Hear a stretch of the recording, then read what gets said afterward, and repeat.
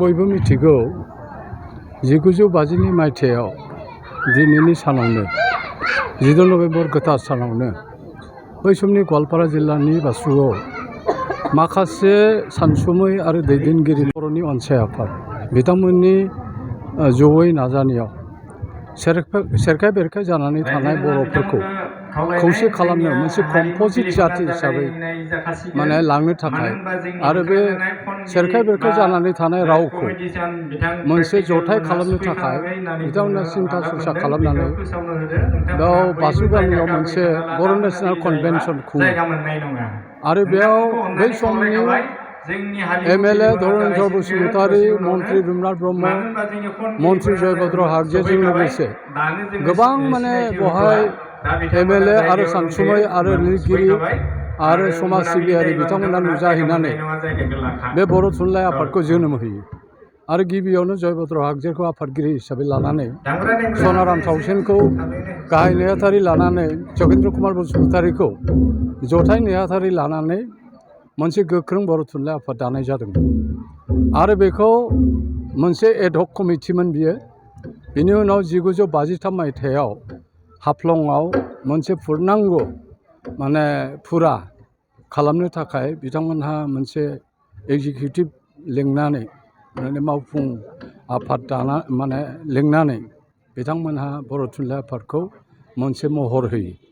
आरो बेनि उनावनो बिथांमोनहा 1953 मायथाइनि उनाव बिथांमोनहा बर' राव थुनलाइ हारिमु जौगानायनि थाखाय बिथांमोनहा नांनानै फैयै फैयै 1963 मायथाइयाव बर' बिजोंखौ गायसननो हायो आरो 1963 मायथाइनिफ्राय गेजेर फरायसालि गोजौ फरायसालि आरो उनाव जों MIL हिसाबै थिसननो हायो। बर' थुनलाइ आफाद आरो हारिमायारि आफाद दुलाराय बर' फरायसा आफाद बै समाव मोननैल' आफाद गोख्रोंमोन। दा फैयै फैयै जोङो दासिम बे बर' रावा नोंथांमोना बयबो मिथिखागौ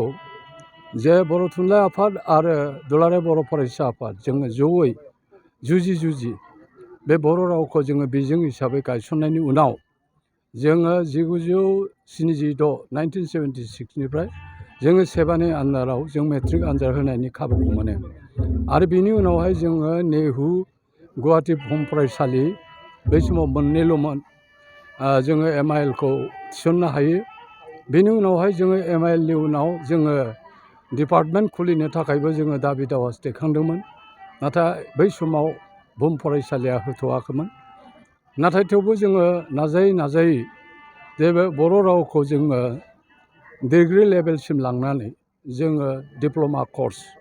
गुवाहाटि मुलुगसोलोंसालियाव जोङो सिगां सार्टिफिकेट कर्स बेनि उनाव डिप्ल'मा कर्स जों लांनो हायो आरो जोङो 1996 मायथाइयाव जोङो 8 मार्चआव जोङो गुवाहाटि बुहुम फरायसालिनि सिङाव जों बर' डिपार्टमेन्टखौ बर' बिफानखौ जों मोननो हायो आरो बै समाव भाइस चेन्सेलारआ निर्मल कुमार चौधुरीमोन। बिथांमोनहा माने बिथांमोननि अननायजों जोङो बर' डिपार्टमेन्टखौ गुवाहाटि बुहुम फरायसालियाव एसामिस MIL नि आन्दाराव जों खुलिनायनि खाबुखौ मोनदोंमोन। बेनि उनावहाय नोंथांमोना बयबो मिथिगौ जे जोङो BTC सुक्तिनि आधाराव बे बर' रावखौ 2003 मायथाइयाव 2003 आव जेला BTC सुक्ति जायो बै समनि BLT फंबाय बिथांमोनहा गोबां सावरायनायनि गेजेरजों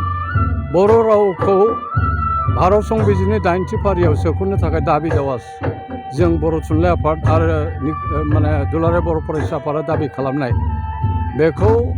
गुरुत्व होनानै गोनांथि होनानै बिथांमोनहा BTC सुक्तियाव सोसननो हायो आरो डक्टर सुभा ब्रह्म फाइन आर्ट्स जितु music and fine arts college दङ बेनि जौमानि जि गोरायुं बे बिथाङा बर'नो बे थुनलाइ आफादनि जि फिरफिला बेखौ बोख्लायनानै बिथाङा अपमान खालामदों बे बेलायाव मा बुंनो? बेखौ आङो बर' थुनलाइ आफादनि सासे मावथि हिसाबै गोख्रों रावजों सोंखारियो आरो बिथाङा बेवहाय बिदि मोनथाय मोना आरो बियो मोनसे हारिमायारि फिरफिला आरो बे फिरफिलानि सिङाव थानानै जोङो बर' राव थुनलाइखौ जौगाहोनो थाखाय जोङो नाजादों आरो बे गोथार फिरफिलानि सिङाव थानानैनो जोङो बर' जाथि हिसाबै थांनानै थानायनि थाखाय जोङो समायखेरा लादों। दिनै बिथाङा जुदि बिदि मावदोंब्ला जोङो बयबो बिथांखौ जोङो माने सोंखारिनांगौ आरो बिथाङा जाहाथे इयुनाव बेबायदि खामानि मावा आरो बे मावनायनि थाखाय जोङो आयेनारि बेबस्था लानो थाखायबो जों खावलायगोन आरो बेबायदि जाहाथे दाखालामथों अपमान दाखालामथों it is a great insultation to the Bodo' society बेबायदि जाहाथे जाया जोङो सिगाङावबो बेबायदि मोनफा मोननै जाथाय नुबोदोंमोन खिन्थु दिनै जिथु जाथाय जादों फिरफिला बोख्लायनाय बे फिरफिला बोख्लायनाया जोंनि थाखाय बिराद मोनसे लाजिथावना बाथ्रा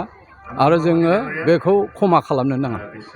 गनायथि मोनबाय डिजिटाइज जानो लामा लाबाय खिन्थु फारसेथिं बे बर' मानसिफ्रानो खिन्थु दिनै बर' रावखौ आंगो महरै गनायना लानो हायाखै बे बेलायाव रायजो राजाजों मा खालामदों बे मोनसे बिराद गिदिर मोनसे सोंलु दिनै बर' रावा बेसेबांबा बोसोर जाबाय जों बर' बिजों गायसननाया बेसेबांबा बोसोर जाबाय आरो बै समनिफ्रायनो जोङो बर' रावखौ गोजोर खालामनो थाखाय बर' बिजोंखौ गायसनदोंमोन आरो बर' बिजों गायसननायनि उननिफ्राय जोङो बे रावा दासिम मुलुगसोलोंसालियाव मोनफैनाय बे रावा one of the official language जाबाय बे रावा मुलुग दरबाराव थांबाय आरो जोङो बेखौ मोनसे ट्रेन्सलेसन गुगोल्सआवबो जों सोनो हाबाय दिनै बियो इन्टारनेसनेल लेभेलावबो बियो बर' रावा खारबाय नाथाय दिनै बिजोंनि जिथुनिखि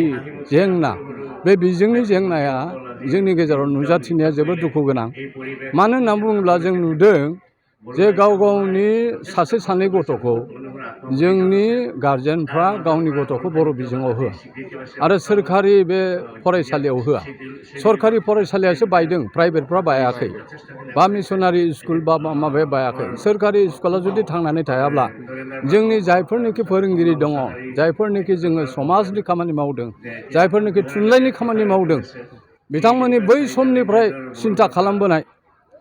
बिथांमोना 1963 मायथाइनिफ्राय नारा नाजाबोनाय बिथांमोननि सोलेरा गोजोन जागोन नामा जों जाया जों बेखायनो जों चेलेन्जिं मुडआव जों मोनसे सानदों मा आन्डार NEP नेशनेल एडुकेसन पलिसि जों खारनानै जोङो बर' बे बिजोंखौ जों रैखा खालामथारनांगोन आरो गार्जेनफोरनि जोङो एवारनेस लाबोनांगोन आरो जोङो बिमा बिफाखौ बुजायनांगोन जोङो बर' रावखौ मानि थाखाय माबादों आरो medium is not A factor बर' रावजों फरायबा जे साख्रि मोना माबा मोना इन्जिनियार जाया डक्टर जाया एडभान्स इन्जिनियार जाया उमुक जाया साइन्टिस्ट जाया बे नङा माने दिनै गावनि बिमानि रावजों लिरनानैबो IPS UPS डक्टर इन्जिनियार बायदिसिना साइन्टिस्ट जानाय अनेक बिदिन्थि दङ बेनिखायनो जोङो गार्जेनफोरखौ जों बुंनांगोन जे बर' बिजोंखौ जों फोथांनानै लाखिनांगोन आरो दिनैनि बेबायदि 14 नभेम्बर गोथार सानावनो जों समायखेरा लानांगोन आरो गासिबो जों ज' ज'यैनो बर' राव गेवलांथों बर' राव थांनानै थाथों बे स्ल'गानजों जों खारनानै जोङो रावखौ फोथांनांगोन माने भारत संबिजितनि 80 फारियाव हाबो आरो 2004 मायथाइनिफ्राय प्रेसिडेन्सियेल एसेन्ट मोननानै एप्रुभेल जानानै पार्लामेन्टआव एक्ट जानानै बेखौ माने 2005 मायथाइनि उनाव गिबि डक्टर मंगल सिं हाज'वारिया साहित्य एकाडेमि बान्था मोननो हायो आरो बिनि उनावहायनो जोङो हारिमायारि लेभेलाव थाखोआव जोङो गोबां खामानि मावनायनि खाबुखौ मोनो आरो बेखौ CSTT जाहाथे कमिसन फर टेक्निकेल माने लेंगुवेज हिसाबै जोङो नन शिड्युल लेंगुइस्टिक माइन'रिटि बै समावमोन तथापि जोङो CSTTनि आन्दाराव जोङो प्राय मोन 12 साबजेक्टआव जोङो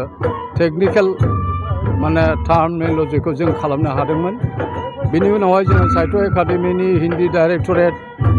बुक ट्रास्ट अफ इन्डिया बायदिसिना जोङो नेसनेल लेभेलाव खामानि मावनायनि खाबुखौ जों मोनो आरो जोङो मोनसे गोजोनथाव बाथ्रा बेनो 2009 मायथाइयाव जों दाबि खालामबोनाय जोङो सेन्ट्रेल इउनिभार्सिटिसो दाबि खालामदोंमोन आरो दुलाराय बर' फरायसा आफादनि 92 जिथु चार्टार डिमान्ड बावहाय उपेन्द्रनाथ ब्रह्मनि दैदेननायाव 1987 मायथाइनि जिथु 92 चार्टार अफ डिमान्ड बावहाय जों सेन्ट्रेल इउनिभार्सिटिसो बिदोंमोन नाथाय आसाम गभर्नमेन्ट आरो भारत सरकारा जोंनो 2009 मायथाइयाव बर'लेण्ड इउनिभार्सिटिखौ होयो। दा जोङो मोनब्रै इउनिभार्सिटियाव बर' डिपार्टमेन्ट खुलिनो हाबाय आरो जोङो दिल्ली इउनिभार्सिटियावबो दा मोननायनि लामायाव फैबाय आरो नर्थ बेंगलनि जिथु आलिपुरदुवार इउनिभार्सिटि बेवहायबो जों मोननायनि लामायाव फैबाय आरो बे बर' रावा बिटिआर सुक्तिनि गेजेरजों बे वान अफ द एस'सिएट अफिसियेल लेंगुवेज जाबाय आरो जानानै दिनै एसेम्ब्लियाव जोंना मानव गेदेर स्पिकार बिस्वजित दैमारिनि दैदेननायाव दिनै बर' रावा गासिबो अफिसियेल माबायाव बाहायजानाय जाबाय, साइन बर्डफ्रावबो लिरनाय जाबाय आरो बिटिआर सरकाराबो लिरबाय आरो गुबुन गुबुन माबायाव जोङो टेकनिकेल आरो कमार्शियेल लाइनावबो बर' रावखौ दिनै जोङो लिरनो हादों आरो UPSC आरो APSC आवबो जों वान अफ द साबजेक्ट हिसाबै जों मोननो हाबाय। दा जोबोद गोजोनथाव बाथ्रा, जोंहा बर' बिजोंनि जेंना दङ। बर' बिजोंनि जेंनाखौ जों सुस्रांनो थाखाय बर' थुनलाइ आफाद, हारिमायारि आफाद जयै जोङो सुस्रांनो थाखाय नाजागासिनो दङ आरो बे बेलायाव जोङो गिबि मन्थ्रिजोंबो सावरायदों, बिटिआरनि चिफ मानव गेदेर प्रमद बर'जोंबो सावरायदों। दा जोङो बर' बिजोंखौ बासायनो थाखाय सोरखारि स्कुलफोरखौ बासायनो थाखाय जोंहा माखासे हाबाफारि दङ आरो जों खावलायदों माने 6.3 जिथु बिटिआर सुक्तिनि जिथु क्लज बेनि गेजेरजों स्कुलफोरखौ सोरखारि खालामनांगौ, कलेजफोरखौ सोरखारि खालामनांगौ, बेनिफ्राय ट्राइबेल एडुकेसनखौ जौगाहोनो थाखाय नाजानांगौ। बेखौ जोङो बिटिआर सरकारखौबो बुंदों, आसाम गभर्नमेन्टखौ बुंदों, भारत सरकारनि HRDD मिनिस्ट्रिखौबो बुंदों। दा बे बेलायाव बर' थुनलाइ आफादा दिनै फैयै फैयै 72 इयार्सआव हाबबाय, बोसोराव हाबबाय आरो साहित्य एकाडेमिनि माबानि बे रावा 80 फारियाव हाबनायाबो 20 बोसोर जाबाय आरो बर' बिजोङाबो 47 बोसोर जालांबाय। बेनिखायनो जोङो जयैनो जोङो बर' फिसाफ्रा गावनि राव हारिमुखौ आरो थुनलाइखौ जौगाहोनो थाखाय बेबायदि दिनै खैराबारियाव सनाथि मायथाइ फोरबो खुंदों आरो गुबुन गुबुन जायगायावबो दिल्लीफ्रावबो दिनै 14 नभेम्बर गोथार सानखौ खुंदों आरो जों आसा लाखिदों जे बे 14 नभेम्बरा क्लाबावनो जा जेरावखि थाया मानो बर' फिसाफ्रा बेखौ मोनसे फोरबो हिसाबै बाहायनांगौ आरो जोङो ज'यै बेखौ मुलुग दरबाराव जोङो खोन्थानो थाखाय नाजानांगौ। आरो दिनै बिटिआर सरकारा मोनसे गोजोनथाव बाथ्रा फोसावदों, बिथांमोनहा बागुरुम्बा मोसानायखौ मोनसे गिनिस रेकर्ड खालामनो थाखाय 15,000 बागुरुम्बा 15,000 मोसानायनि बिथांमोना थांखि लाबाय आरो दाख्लै बावैसो जों कनसेप्ट नटखौ थिग खालामनानै होबाय आरो दा बावैसोनो बेखौ खुंनाय जासिगोन। दा बेजों लोगोसे जोङो बर' हारिमु आरो बे रावखौ जोङो गोजोर खालामनो थाखाय जोङो नाजागोन आरो दिनै बेरगाव जिल्ला बर' थुनलाइ आफादनि सिङाव बे खैराबारि बेयाव अलंबार हाइ स्कुल आरो बे प्राइमारि बर' थुनलाइ आफादनि फोथाराव गाजा गोमजायै खुंदों सनाथि मायथाइखौ आरो बेबायदिनो जोङो खुंबाय थानांगोन आरो जोङो खौसेयै गोजोन थासारि आरो राव थुनलाइ जौगानायनि थाखाय बयबो खामानि मावनांगोन। आरो जोंहा इलेक्ट्रनिक मिडिया, प्रिन्टेड मिडिया नोंथांमोनहाबो बयबो जोङो फोसावनायनि राहाखौ लानांगोन, होमब्लासो जोङो इयुन जोलैया जाहाथे इयुनाव मा मावगोन बिथांमोनहा मोनसे थुलुंगाथि मोनगोन। आरो दानि इनफरमेसन टेक्न'लजियाव, दानि बिरोंदायारि जुगाव इलेक्ट्रनिक मिडिया भेरि इम्परटेन्ट आरो प्रिन्टेड मिडियाबो भेरि इम्परटेन्ट। गतिके जोङो बे लाइनाव जोङो जयैनो खारनो हायोब्ला दिनै खैराबारिनि बे प्राइमारि बर' थुनलाइ आफादनि सनाथि मायथाइ फोरबो बायदि जोङो गाजा गोमजायै जोङो जाहाथे बे 14 नभेम्बरखौ खुंनो हायो, आं बेखौनो आसा लाखियो आरो जों बयबो खौसेयै गोजोनै जोङो थांनानै थागोन।